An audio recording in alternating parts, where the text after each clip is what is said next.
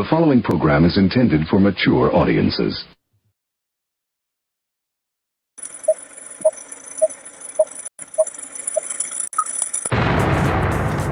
Rudy's revelation. This is a conspiracy. The New World Order.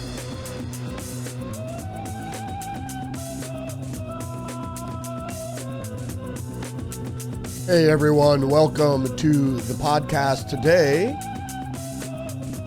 It is April 9th. All right, the socialists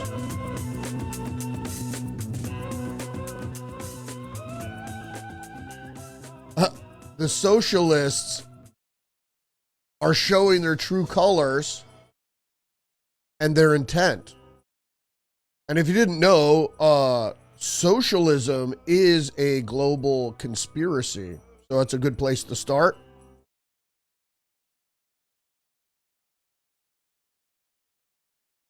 So that's where we're going to start today. So, as usual, over 30 headlines to get into. So let's get to the countdown and read the news for today, April 9th, 2025.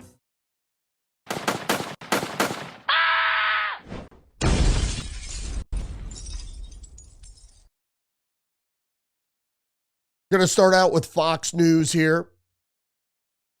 New bombshell study reveals assassination culture spreading on the left under President Trump. Study data links rising support for Trump's assassination to online extremism, left-wing radicalization.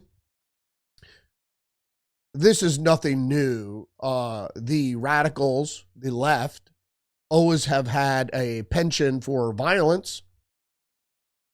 And indeed, that is the case still today.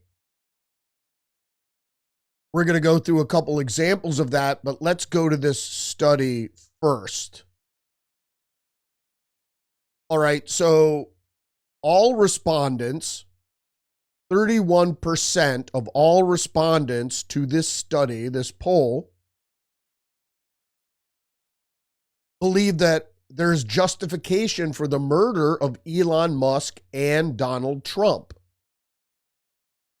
So this is just for Elon Musk, 31.6%, and then 38.5% all respondents from Trump. Now, if you move left of center, it's half, 48.6% of respondents believe or that consider themselves liberal or progressive, believe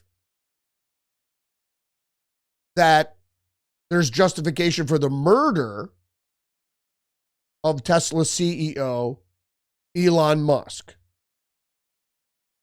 Why? We don't know why. Right? Why would you justify murder of somebody? If maybe we have the death penalty in some states in this country, and that usually is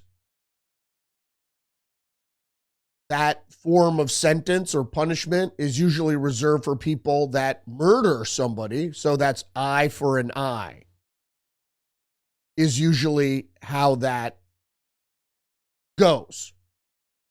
The death penalty is rarely given to people that aren't involved in murder.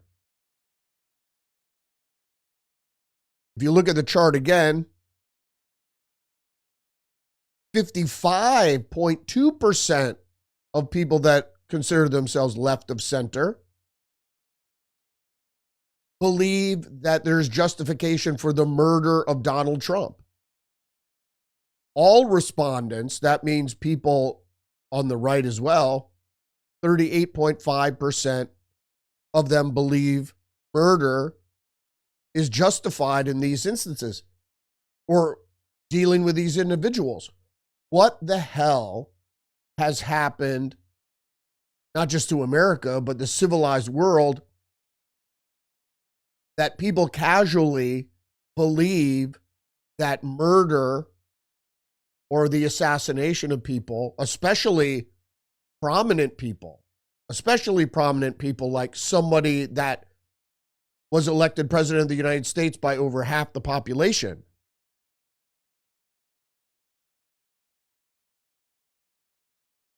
Okay, so you're not only just murdering an individual because you hate them, a hater, but also you're murdering the representative of 75 million people. What has become of folks? So the study goes on to say that all respondents, almost 40%, say destroying Tesla dealerships is partially acceptable.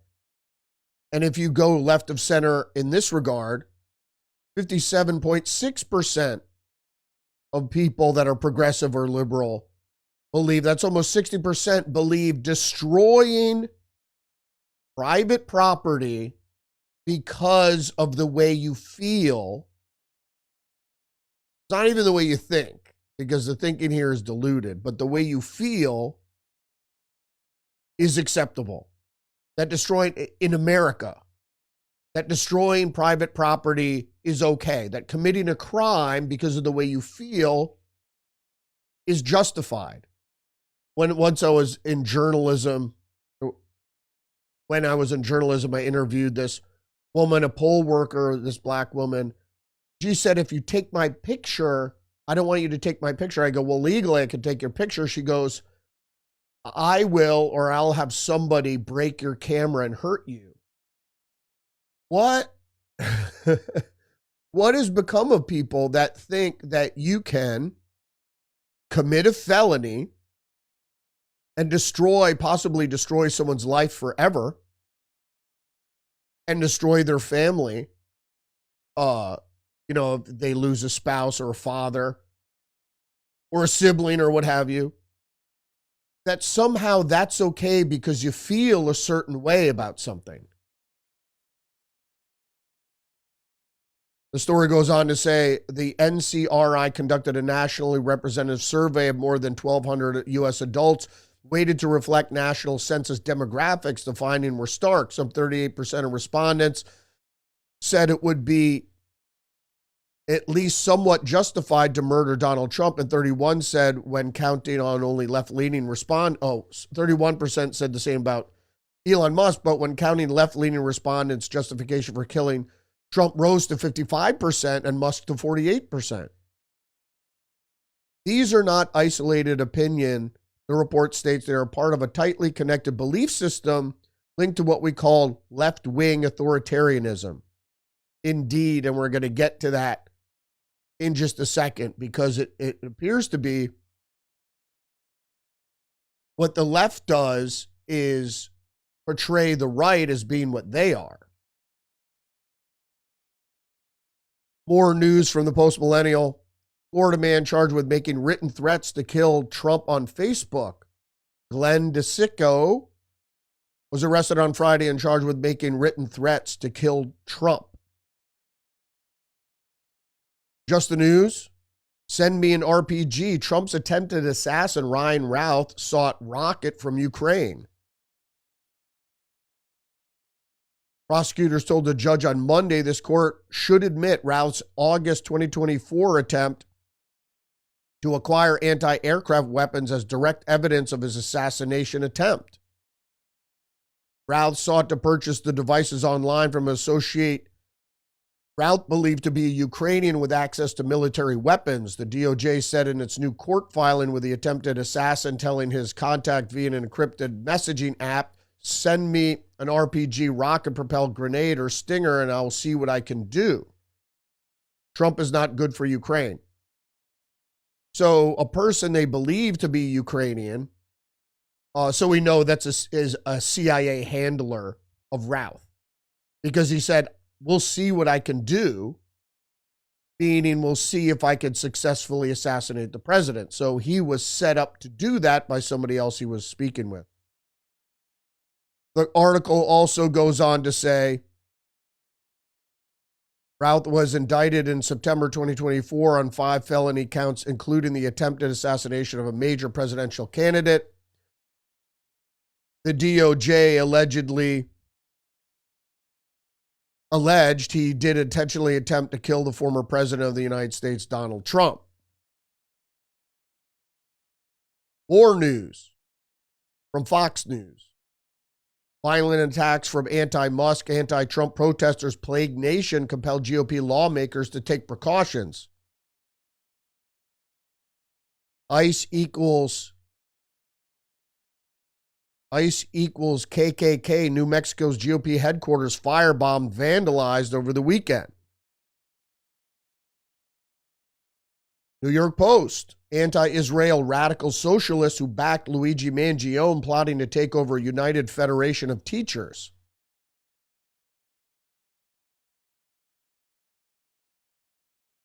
Candidates backed by the Democratic Socialists of America are polling strongly in elections to lead the United Federation of Teachers. Progressive political movement, which backed Vermont Governor Bernie Sanders during his presidential campaign in 2016, was behind the New York Democratic Congresswoman's Alexandria Ocasio-Cortez. Insurgent victory 2 years later, setting up a strategy to infiltrate labor unions in 2018. Steve Zawitsky, a social studies teacher and candidate for the UFT vice president of high schools, described himself as a DSA member in a social media post and reposted a meme of Luigi Mangione bearing the hashtag #FreeLuigi hashtag. Message, make bad people feel unsafe, is what he said. What you know about socialism in general is it's not a good political argument. It can come across as a compassionate political argument, but the fiscal argument always doesn't work. And in the end, they're just political thugs that will resort to violence when the facade of their argument falls away. Reality of the matter is Washington Examiner has a headline, Democrats are the true party of oligarchy. Well, what does this mean? If you didn't know, the Democratic Party started taking corporate financing, donations, etc., in the 1970s. Coincidentally, at the same time, that's when wages froze, continued to climb. Because up through the 50s and 60s, wages continued to climb with the ascent of the military-industrial complex and funding technology through the government, subsidies, etc., and the rise of labor unions. What we do understand is that the Democrats now are the corporate party, are the Wall Street party. And what happened was, at a certain point, there was a combining of ideology, specifically around fiscal policy, that was going to benefit the merchant class, big business, Wall Street, etc. And that included subsidizing and funding criminals, politicians, business, scammers, grifters, with federal tax dollars. And that came through pork spending, which initially started with just getting a lot of money for your district. And then it went into setting up your friends on how to skim federal tax dollars. So you know you're going to have a budget with so much involved in spending and here, there. Tell their friends, set up an NGO or set up this, and we'll make sure you get some of the money. And that's when we get to this from the Federalist. What a waste. Federal agencies spent $4.6 billion on furniture for empty buildings. Well, what exactly does this mean? It's just money spent. So you set up a company called a furniture procurement agency, association, whatever, company. And these are friends of your people in government, of politicians in government. And so then you pay the furniture procurement company X amount, and then they'll get you the furniture, but they work it in such a way that their take is a large proportion of what you spend, etc. But in any case, what we found out with this report was they were spending on high-end furniture for buildings that didn't have people in them because of COVID, maybe as a way to lure back people. Who knows exactly why, but it was a waste, without a doubt. So the socialists are really good at this. What they do is they're actually thieves. And if you look at this next article from the Federalist, train wreck. Tim Walz took Minnesota from a $19 billion surplus to a $6 billion deficit.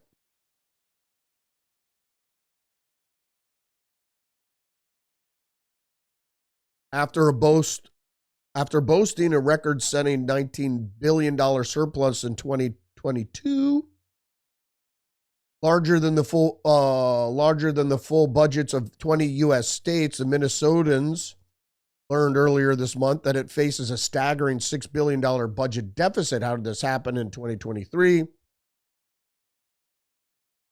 Walz and his Democrat allies in the legislature embarked on the most reckless spending spree in Minnesota history, funneling billions into pet projects and giveaways for every left-wing constituency imaginable. The surplus wasn't used to shore up Minnesota's long-term financial stability or return money to taxpayers or even invest in infrastructure. Instead, it was squandered in the most reckless fiscal step taken in Minnesota's modern history. Walz's relationship with the truth has always been a distant one, and this case was no exception. Walz tried to falsely pin the financial crisis on a new Trump administration, despite state officials confirming that the federal policy did not affect their budget projections. But it doesn't stop there. Federal officials estimate that fraud across Minnesota's public assistance programs was under Walz exceeds $600 million, a scale described by the state's former Democratic U.S. attorney as fundamentally different than anywhere else in the country. To date, Walz and his administration have fired no one for the immense incompetence and malfeasance that enabled such fraud. They're talking specifically about what happened in COVID. It seems like Walz was in on it because even though when he realized the fraud existed, he did little to prosecute it or stop it even in some cases. What American News is reporting, Mitch McConnell joins Democrats in voting against defense nominee Elbridge Colby. Who's Elbridge Colby? Well, he was going to be nominated for, I believe, Assistant Secretary of Defense. The thing with Elbridge Colby is that he's a China hawk. And, well, Mitch McConnell's wife just happens to be Chinese, and they have some sweet import deals with the Chinese that have made them incredibly rich.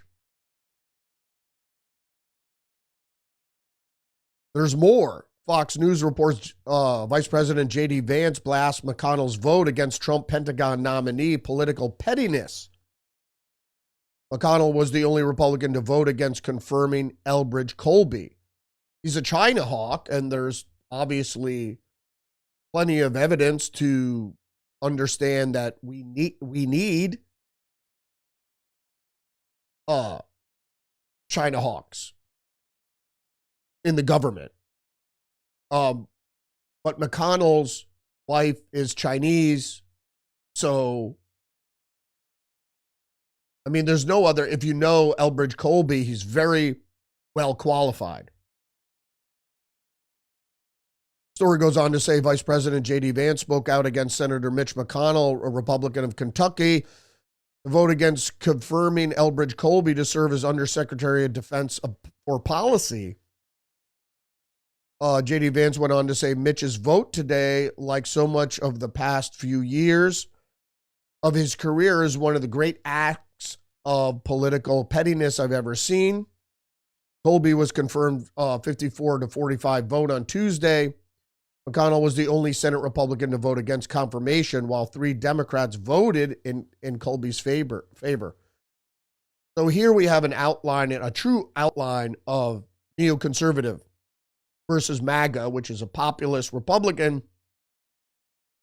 And there are a lot of conservatives in the MAGA movement, but the MAGA movement isn't really defined by conservatism. It's defined by nationalism, particularly fiscal protectionism, nationalist, populist, nationalist fervor. But there are plenty of people that like conservatism.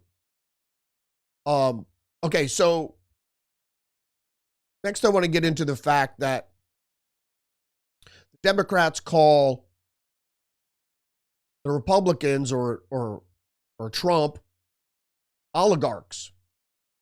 But what oligarch would strangle the golden goose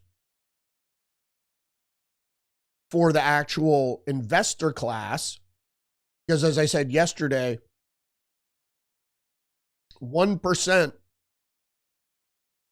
of investors control 50% of the stock market wealth.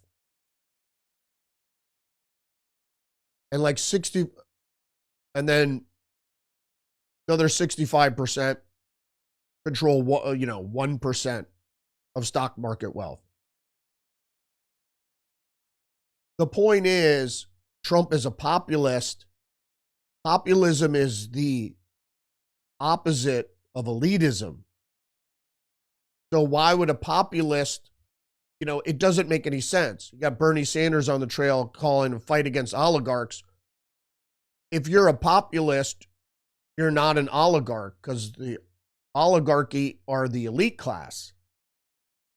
So this kind of argument only works with morons.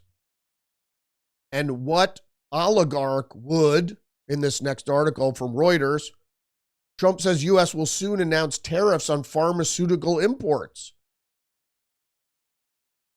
Well, part of the elite class, part of the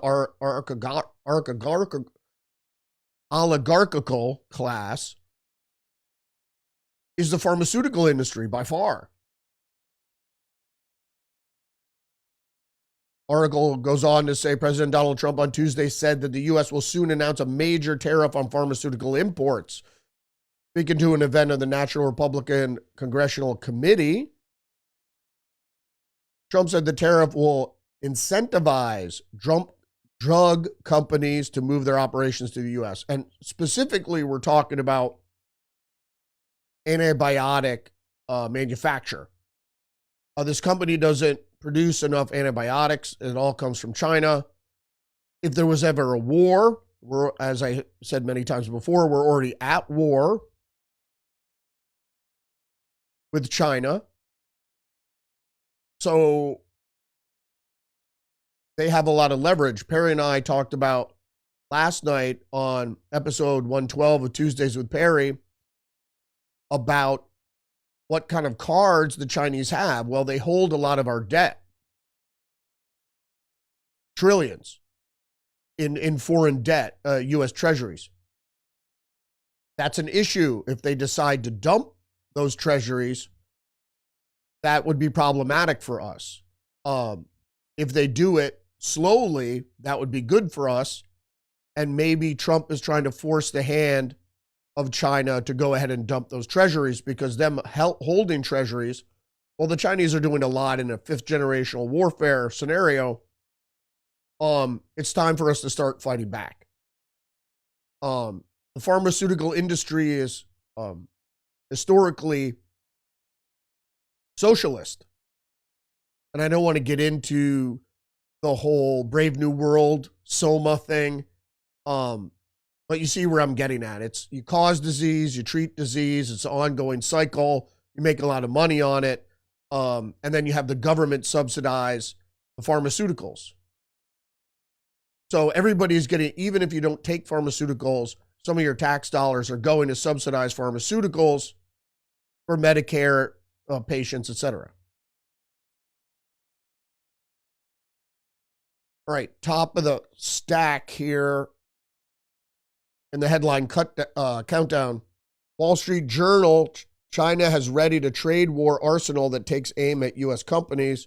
Beijing's strategy to hit back at Trump goes well beyond tariffs, targeting companies who bank on their China ties. Good.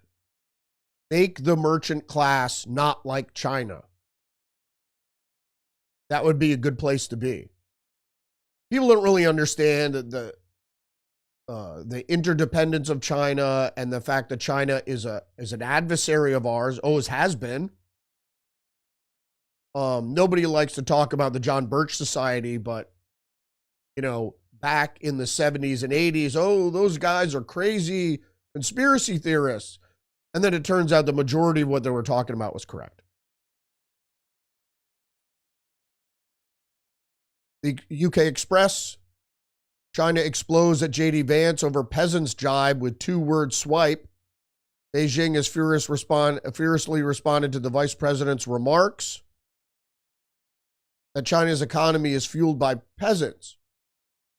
Well, historically, that's correct. Is that China was actually, at the beginning of the 20th century, up really until the early 70s, was a nation of peasants. And, you know, Mao's Cultural Revolution,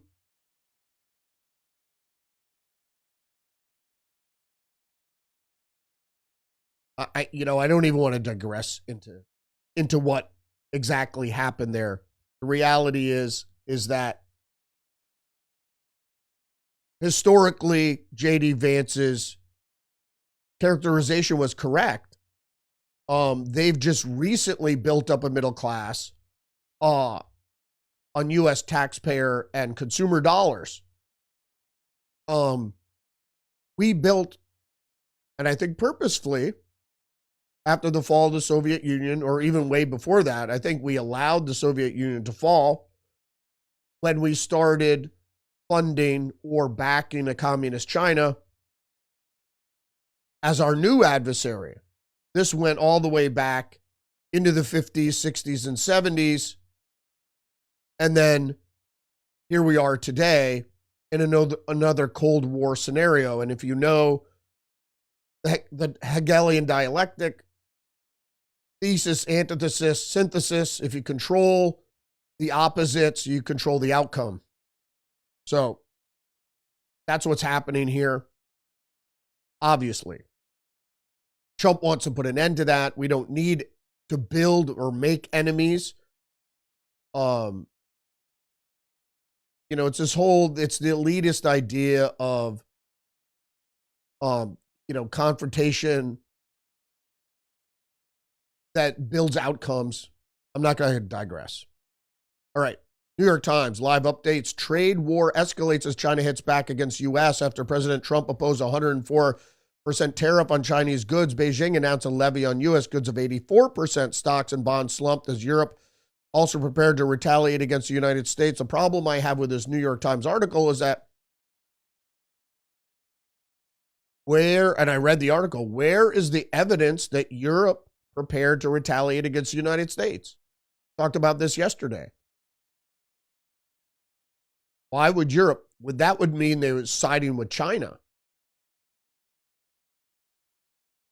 So there's been no evidence except for the statements by van der Leyen, the head of that woman, that evil bitch that's head of the EU there. She said they're preparing a retaliation. But all the member countries are singing a different tune.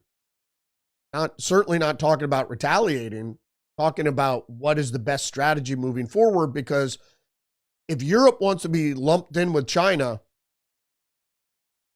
the U.S. has the power to go it alone. That's what Trump has always said. All right, more important news here. Reuters exclusive. China's central bank asks state lenders to reduce dollar purchases. Yeah, they have an arsenal, as we said in the beginning. They're going to be prodding each one of those, using each one of those tools or weapons in their arsenal about what is going to work. They're going to try to undermine the dollar, obviously. They're reducing dollar purchases, probably purchasing treasuries as well. That's fine. They were always outlaying, as part of a good relationship, how much more of the United States they're going to buy. But even more importantly, this next headline, the yuan falls to 2007 lows as U.S. tariffs on China kick in. China's yuan ended up at its weakest level in more than 17 years on Wednesday as its offshore counterpart fell to a record low overnight as escalating Sino-U.S. trade war rattled currency markets. All right. We're off to the races. China is in a weak position. There are a number of different reasons. I don't want to go into it here, and it doesn't really matter. It's not how weak China is, although I'd prefer to see a weak China. It's how strong the U.S. is. And although, and I'd like to see this bump in the road, so to speak, be moved over quickly, we don't know. If Europe retaliates and starts a trade war with the United States, that would be really problematic. That doesn't mean I don't think we should do it. And as I often said, Wall Street and the stock market, which is really moved by 1% of investors, is not the harbinger.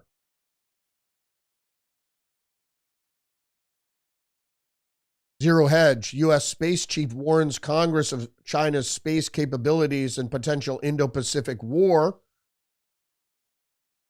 China's ambitions in space pose a powerfully destabilizing force.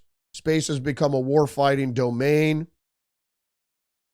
Like I said, China has always been preparing for war. When we invited them into the WTO, the idea was if we open China up to wealth, that they were going to change their tune about authoritarianism. Didn't happen. In some aspects, they got more tyrannical, not less.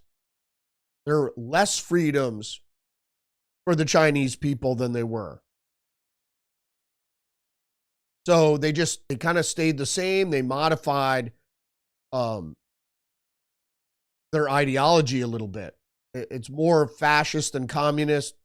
It's hard to say. It's still communist, definitely socialist, but they added a capitalist element to be open to business, et cetera, and to allow the Chinese people to benefit from that capitalist aspect.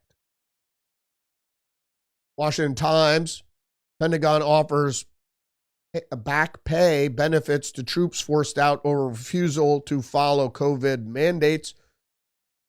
So this is not surprising because Trump promised he'd do this, is that during Joe Biden, the people that wouldn't take the shot were excised from the U.S. military. And the Pentagon said you can come back, but that wasn't enough to lure some of the best war fighters back into the fold. So they said, well, we're going to give you back pay. And still they didn't come. And now they're adding more benefits to try to entice them back into the military. More headlines from Fox News. Trump budget bill hangs in the balance after president urges House GOP rebels to halt immunity.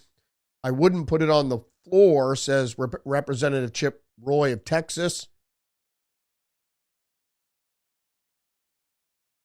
Fiscal hawks are rebelling against GOP leaders over plans to pass the Senate's version of a sweeping framework that sets the stage for a Trump policy overhaul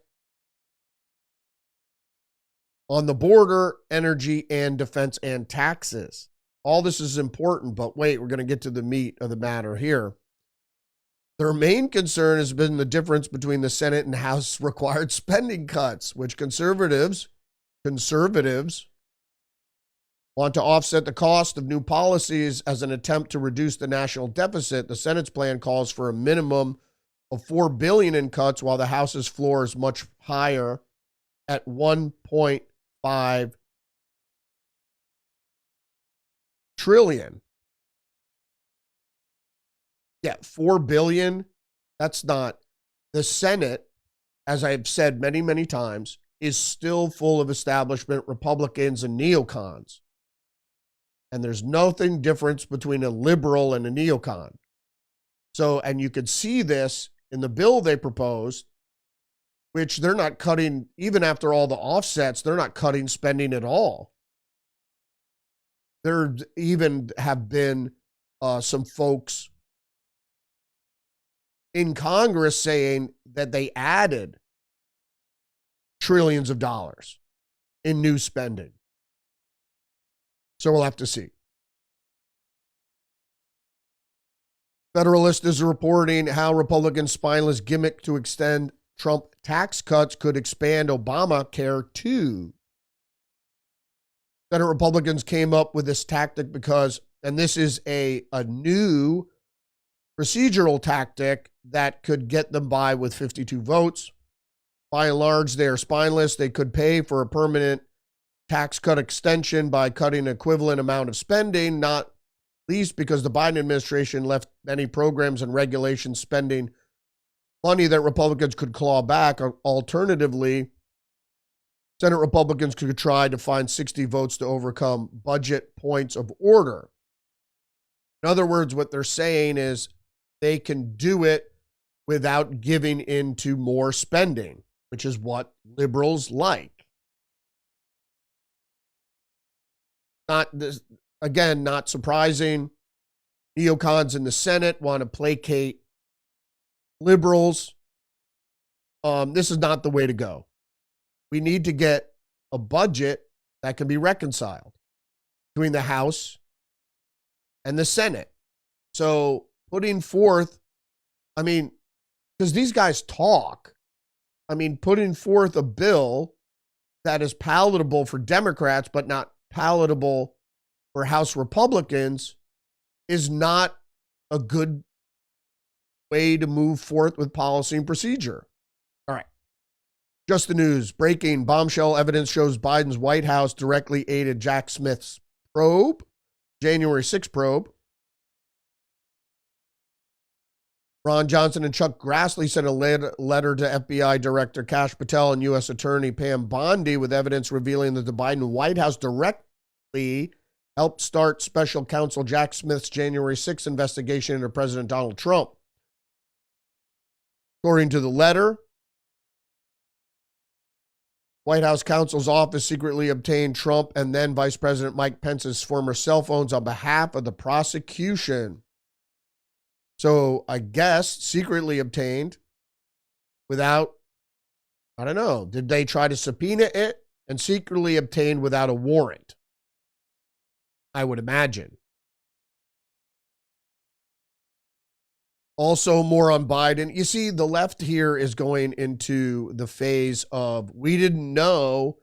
Some of us had an idea, but we didn't know. And so they're trying to inoculate themselves from the charges of being part of a conspiracy to allow a brain-dead president to serve with the power behind the throne, actually calling the shots, using auto pen to put forth executive orders, etc. So Fox News is reporting George Stephanopoulos described Biden as heartbreaking up close during crucial post-debate interview. the ABC news anchor's private assessment of former presidents concerning performance detailed in the book Uncharted, which is by this guy Whipple. I knew from that debate, that ABC debate, that it was heavily edited to make Biden look cogent when he obviously was not. And the fact that George Stephanopoulos even later said things, let's get to the article though. Biden as hoarse and semi-coherent throughout the interview, and said Stephanopoulos was equally disappointed. Stephanopoulos questioned the president gently like a grandson. Whipple wrote afterwards, when I asked the ABC anchor by email of his impressions, he replied, heartbreaking up close. I mean, this is later approaching the 2024 election. I mean, he was incoherent back in 2020. And the fact that it was weekend at Bernie's and people were making that joke all the time. Because even though Bernie Sanders would have won the nomination, they did this smoke and mirrors shit with Clyburn, and Clyburn just anointed him with the black electorate, and he got the nomination. Stephanopoulos also went on to say, I don't think he could serve 4 more years, but he had said that after the interview. So he already hedged his bets as far as that was concerned. One American News, Press Secretary Leavitt hits back at Pelosi over resurfaced 1996 video amid China tariffs debate. In a recently resurfaced video from 1996, Pelosi stood on the House floor and explained her reasons for retaliating against China economically. We don't need to go into that. She said, on this day, you're a member of Congress, you could have drawn the line to say the president of the United States, do something about this U.S.-China trade relationship, is a job loser for the United States, she said. And then we have also clips of Chuck Schumer doing the same thing. In the 1990s, everybody on both sides of the aisle knew that an open border was bad, illegal immigration was bad, and the trade relationship that had been set up for the merchant class, the corporate class, by Nixon and Kissinger was a loser for the United States. But it was meant to be so. Forget about losing. Let's go back to winning. Reuters, U.S. to take back Panama Canal from Chinese influence, visiting Pentagon chief says. Hegseth went on to say, China did not build the canal, China does not operate this canal, and China will not weaponize this canal. Together with Panama in the lead, we will keep the canal secure and available for all nations.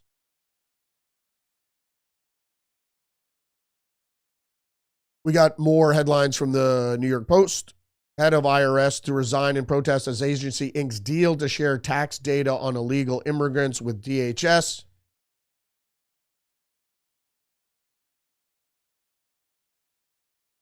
Melanie Krause, commissioner of the IRS, who was the third person to serve as its chief since the start of the year, will pack up her desk as part of a deferred resignation program offered by the Trump administration, the Treasury Department announced on Tuesday. So Krause is out because she thinks that the IRS shouldn't help law enforcement.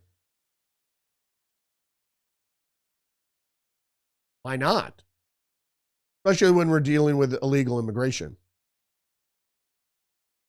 If you haven't heard this, Just the News is reporting Texas Attorney General Paxton launches Senate bill to replace Cornyn. That would be widely appreciated. I like Paxton as the AG. He'd be better in the Senate. And this is what I'm talking about in the United States Senate, is you have a bunch of Republicans, including Cornyn, who are establishment Republicans, basically neocons, who don't really aid the conservative, populist, nationalist movement that has taken over the Republican Party. So the Republican Party needs to be purged of neocons and establishment Republicans, because if they're not working for the American people as a whole, and their constituency, obviously in Texas, they're the enemy, because they're subverting what Trump is trying to do here. Some other stuff Trump is trying to do is, from the New York Post, Trump administration freezes $1 billion in federal funding to Cornell University, $790 million to Northwestern amid investigations into both schools. And the reason they're doing this is in response to civil rights investigations in both schools. This has to do with Gaza protests. The money was frozen in connection with several ongoing, credible, and concerning Title VI investigations. Trump admin official had told Fox News. Yeah, they're not funding people that are protecting foreign nationals who are protesting or who are discriminating, targeting Jewish students. Because that's really where the crime is. I mean, you could go and protest all you want. You can be on a campus and hold up a sign and use a megaphone, and for people in the quad or whatever walking by, you want to get your message out, great. But you can't discriminate against students by keeping certain students from passing by or going to class or whatever, or harassing them for their immutable characteristics. Just the News, Homeland Security Department issues waiver to accelerate border wall construction in California. And the Department of Homeland Security, Christine Nome, issued a waiver. This waiver clears the path for the rapid deployment of physical barriers where they are needed most, reinforcing our commitment to national security and rule of law. The waiver will also cover projects from Customs and Border Protection to close gaps in the southern U.S. border wall. So it's also going to be a waiver involved in continuing the construction of the wall and fixing the wall where it's needed. I think the last story here is from Fox News. Humanoid robot breakdances its way into history. Boston Dynamics Atlas busts incredible moves. The secret behind Atlas' slick moves lies in the combination of reinforcement learning and motion capture technology. Human dancers perform movements while wearing motion capture suits, and this data is fed into Atlas' learning model. Through reinforcement learning, Atlas practices and refines these movements, allowing it to mimic human actions with uncanny accuracy. The result is a robot that can move like a pro. This is all going to go into the service sector soon enough. Like was said the other day, which isn't true, is that these robots aren't controlled by humans. In other words, there's nobody on a joystick making them do the moves. They just tell the robot breakdance, and the robot will breakdance. So there's no remote control involved here. This is not what that's about.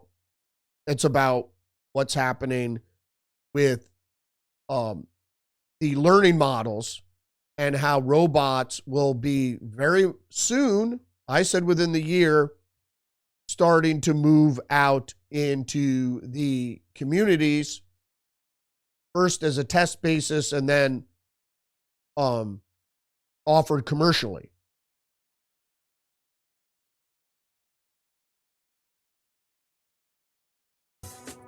Thanks for joining me today. Don't forget to engage the channel, like, subscribe, leave a comment, share the podcast.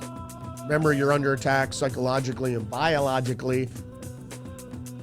Join me every day, Monday through Friday, 10 a.m. or thereabouts on Rumble. Check out links in the description where you can follow me on social media, X, Facebook, Getter Minds, True Social.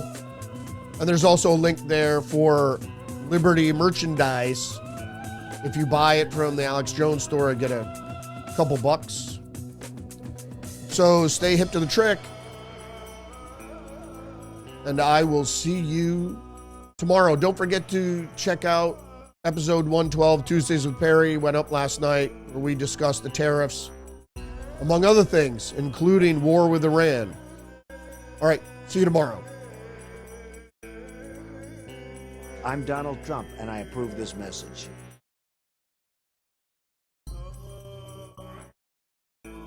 This is a conspiracy. The New World Order.